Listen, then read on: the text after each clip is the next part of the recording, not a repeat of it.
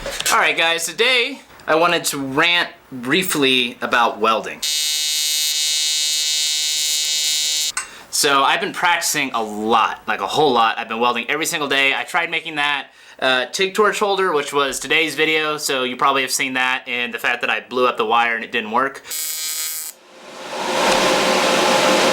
So I wanted to just share some things from like a newbie's perspective, because you don't get that a lot on YouTube, and just some of the thoughts I have. And really last night is when I made a breakthrough, and that's why I'm making this video, because I've been trying to get this to work, and it hasn't really worked.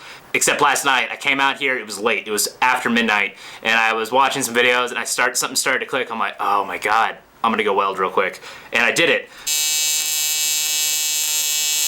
So I mean, it's not perfect, I have shit to learn, but I'm starting to get there, and it actually looks kind of like welds now, and I've done a lot of welds since then. But there's something called in welding called stacking dimes,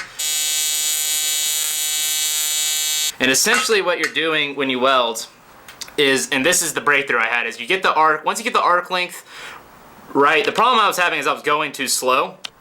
And when you do that, a lot of heat comes out of the torch into the part, and it gets it too hot, and your welds look bad. And if you were welding something that was not just scrap metal like I'm doing, that extra heat would cause it to warp, which is really bad for Iron Man suits. So what you do, what you need to do is you need a dab. But what I was thinking they were doing was moving the torch at a constant speed. That doesn't seem, then I watched the guy, and that doesn't seem to be what he's doing. I watched 6061.com. That guy's got, he just welds, and something started to click when I watched him. But what you do is you weld, you get your puddle started, you dab it, you move forward, you dab, you move forward, you dab, you move forward, you dab, you move forward, you dab. And then those dabs is what causes your dimes to form. So like, so these are dabs right here, and so I have just been welding with different gauges of wire. The two gauges I have, I've been doing small ones, I've been doing big ones. These ones look pretty decent too right here. They're not all perfect in there by any means, but there's some good ones in there, and then there's some good ones back here too. So some of those were from last night, some of them were this morning. I've just been welding every little scrap of aluminum I have. These ones look real nice. Look at these guys.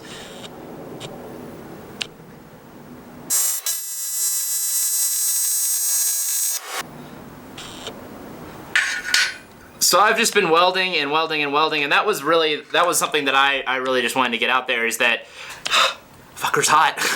I've been welding. The other thing that helps is I notice if I torch in, if I come straight down on my material, I'm not getting quite as good shielding gas on my my rod, my filler rod, and so adding that angle gets that filler a little bit better. And what happens if that doesn't happen is when you try to put it in, it oxidizes and it goes, and it kind of pops around, and it makes these boogers that fall off of it, and you have to stop. You have to cut the booger off of this, then if there's boogers on your workpiece, you have to break it off of that and then start over again. So having a little bit of angle on this definitely seems to help. And then riding the foot pedal obviously is important too, but you can get the heat control. It's not that hard. I think a better pedal would help, but I can definitely do it with this cheap pedal. And then what you want to do is you kind of want to weld fast. So you go bzz, bzz, bzz, bzz. That's about how fast I'm going. Then what you want to look for is, once you get your speed moving correctly, you want to get enough heat. You want to go as hot as you can, as fast as you can move. So I can't move super fast, and I can't really feed yet. I've been practicing this a lot, but I can't seem to get my head to do it while I'm actually welding. There's too much going on. So when you feed like this, unless you're Kane Kid, and then you feed like this. But either way, I can't do that yet. Oh, and this is actually a good point, is when you're doing it, it doesn't seem like it's obviously easier to do a continuous weld that way, because you never run out of filler. But if I do, I just stop and I move it forward, and I can move it forward like you're supposed to. So I'll stop and I'll move it forward in my hand like I'm supposed to, and then I'll restart the arc, and most of the heat will still be there, so it's almost like I didn't stop, and then just keep going. And I don't think that would be bad for the weld. I really don't, especially because you can heat back up the area until you get a good puddle forming with this, and then bang, bang, bang, bang, bang. But really, if you do it fast, there's so much heat in there, it almost immediately gets your puddle back, and then you just keep going.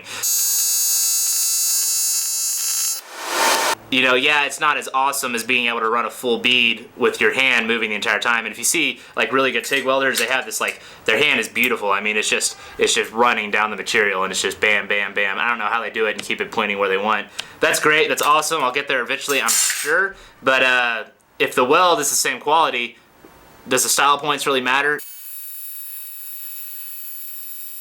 So I kind of have stopped messing with this for the most part, except for kind of when I stop. And I'm not really trying to weld while also feeding. I'm just not there yet. But I am getting these dimes to show up really well, which is awesome, and what I need for the suit.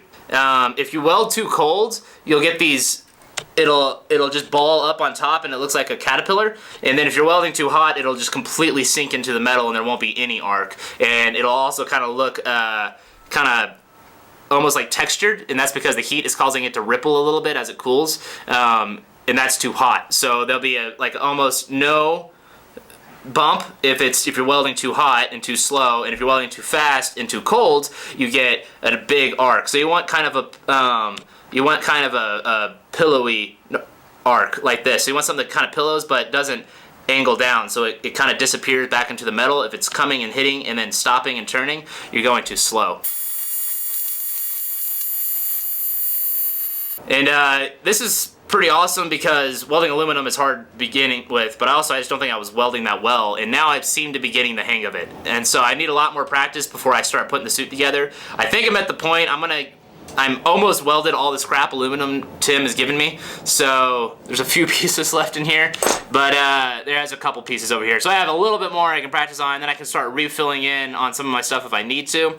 So what I need to do now is I need to go to the metal store and I need to buy a bunch of more scrap. I'm just gonna go to the scrap bin. I'm gonna get like as much scrap as I can get. I'm gonna literally get $100 worth of scrap or more. I'm gonna work this weekend. I'm gonna save up as much money as I can. I'm gonna go spend it all on metal scrap. And then the idea is to get enough metal scrap to be able to build a cart for the welder, because I want to get all of this organized.